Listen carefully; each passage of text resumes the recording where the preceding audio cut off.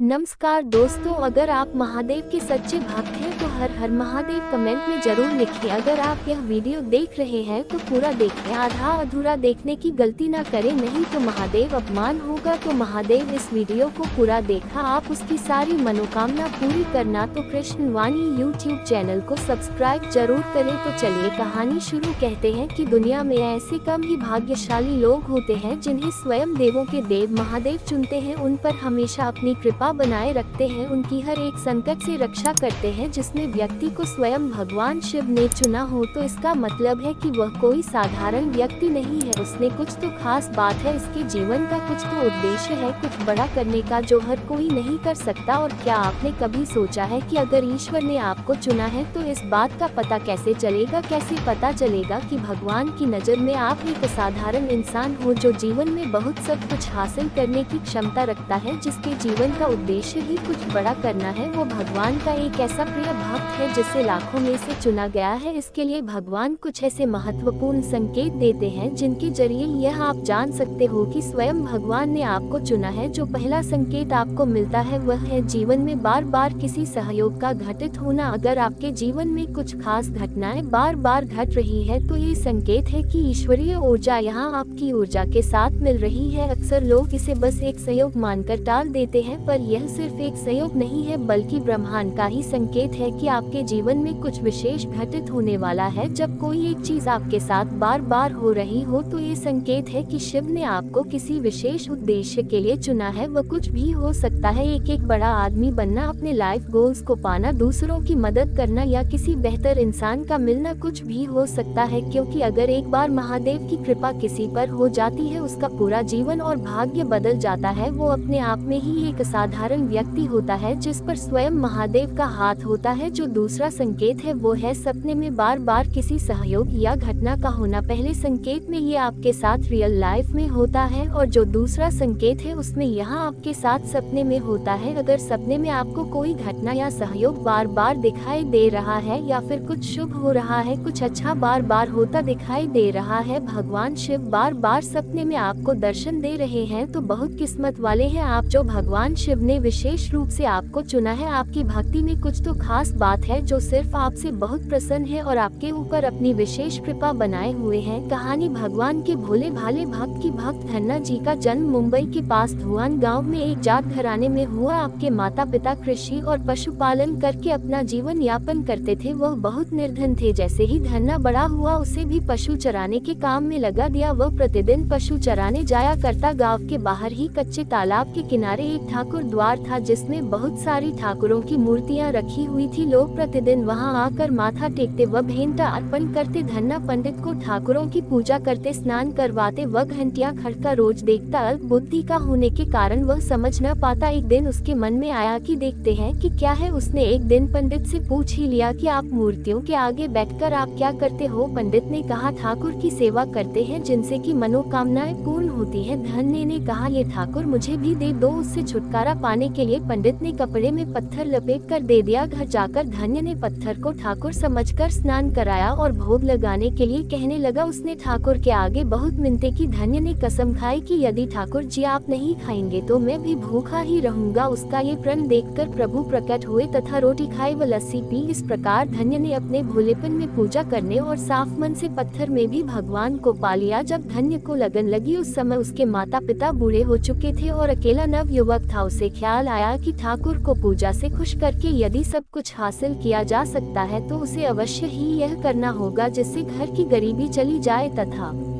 सुखाए। ऐसा सोचकर ही वह पंडित के पास गया। पंडित ने पहले ठाकुर देने से मना के दिया कि वह ठाकुर की पूजा अकेले नहीं कर पाएगा। दूसरा तुम अनपढ़ हो। तीसरा ठाकुर जी मंदिर के बिना कहीं नहीं रहते और नहीं प्रसन्न होते, इसलिए तुम जिद मत करो और खेतों की संभाल करो। ब्राह्मण का धर्म है पूजा पाठ करना, जात का कार्य है अनाज पैदा करना। परंतु धन्ना से मस न हुआ। अपनी पिटाई के डर से पंडित ने जो सालीग्राम मंदिर में फालतू पड़ा था उठाकर धन्य को दे दिया और पूजा पाठ पाठ की विधि भी बता दी। पूरी रात धन्य को नींद न आई। वह पूरी रात सोचता रहा कि ठाकुर को कैसे प्रसन्न करेगा और उनसे क्या मांगेगा। सुबह उठकर अपने नहाने के बाद ठाकुर को स्नान कराया, भक्ति भाव से बैठकर लस्सी रखी व रोटी पकाई। उसने प्रार्थना की, हे प्रभु भोगल लगाओ, मुझ गरीब के पास रोटी लस्सी और मक्खन ही है और कुछ नहीं। जब और चीजें दोगे तब आपके आगे रख दूंगा। वह बैठा ठाकुर जी को देखता रहा। अब पत्थर भोजन कैसे करे। पंडित तो भोग का बहाना लगाकर सारी सामग्री घर ले जाता था, पर भले बालक को इस बात का कहाँ ज्ञान था। वह व्याकुल होकर कहने लगा कि क्या आप जाट का प्रसाद नहीं खाते? दादा तो इतनी देर नहीं लगाते थे। यदि आज आपने प्रसाद ना खाया तो मैं मर जाऊंगा, लेकिन आपके बगैर नहीं खाऊंगा। प्रभु जानते थे कि यह मेरा निर्मल भक्त है, छल कपट नहीं जानता। अब तो प्रकट होना ही पड़ेगा। 1 घंटा और बीतने के बाद धन्ना क्या देखता है कि श्री कृष्ण रूप भगवान जी रोटी मक्खन के साथ खा रहे हैं और लस्सी पी रहे हैं। भोजन खाकर प्रभु बोले, धन्य जो इच्छा है मान लो, मैं तुम पर प्रसन्न हूँ। धन्य ने हाथ जोड़कर विनती की, भाव जो तुम्हारी भक्ति करते हैं तू उनके कार्य संवार देता है। मुझे गेहूं दाल व घी दीजिए, मैं खुश हो जाऊंगा। यदि जूता कपड़े 7 प्रकार के अनाज, गाय या भैंस, सवारी करने के लिए घोड़ी तथा घर की देखभाल करने के लिए सुंदर नारी मुझे दे। धन्य के यह वचन सुनकर प्रभु हंस पड़े और बोले, ये सब वस्तुएं तुम्हें मिल जाएंगी। प्रभु बोले, अन्य कुछ? प्रभु मैं जब भी आपको याद करूं आप दर्शन दीजिए, यदि कोई जरूरत हुई तो बताऊंगा। तथास्तु भगवान ने उत्तर दिया, हे प्रभु धन्ना आज से आपका आजीवन सेवक हुआ, आपके अलावा किसी अन्य का नाम नहीं लूंगा। धन्ना खुशी से दीवाना हो गया, उसकी आंखें बंद हो गई। जब आंखें खोली तो प्रभु वहाँ नहीं थे। वह पत्थर का सालिग्राम वहाँ पड़ा था। उसने बर्तन में बचा हुआ प्रसाद खाया, जिससे उसे 3 लोगों का ज्ञान हो गया। प्रभु के दर्शनों के कुछ दिन पश्चात धन्य के घर सारी खुशियाँ आ गई। एक अच्छे अमीर घर में उसका विवाह हो गया। उसकी बिना बोई भूमि पर भी फसल लहला गई। उसने जो जो प्रभु से मांगा था उसे सब मिल गया। किसी ने धन्य को कहा, चाहे प्रभु तुम पर प्रसन्न है, तुम्हें फिर भी गुरु धारण करना चाहिए। उसने स्वामी रामानंद जी का नाम बताया। एक दिन अचानक ही रामानंद जी उधर से निकले। भक्त धन्य ने दिल से उनकी खूब सेवा की तथा दीक्षा की मांग की। रामानंद जी ने उनकी विनती स्वीकार कर ली और दीक्षा देकर धन्य को अपना शिष्य बना लिया। धन्ना भगवान के नाम का सुमिर करने लगा। दोस्तों, कृष्णवाणी यूट्यूब चैनल को सब्सक्राइब जरूर करें ऐसी मोटिवेशनल कहानी सुनाने के लिए। और जहां भी रहे हैं खुश रहें और खुशियां बांटते रहेंगे। कमेंट में हर हर महादेव लिखना ना भूलें।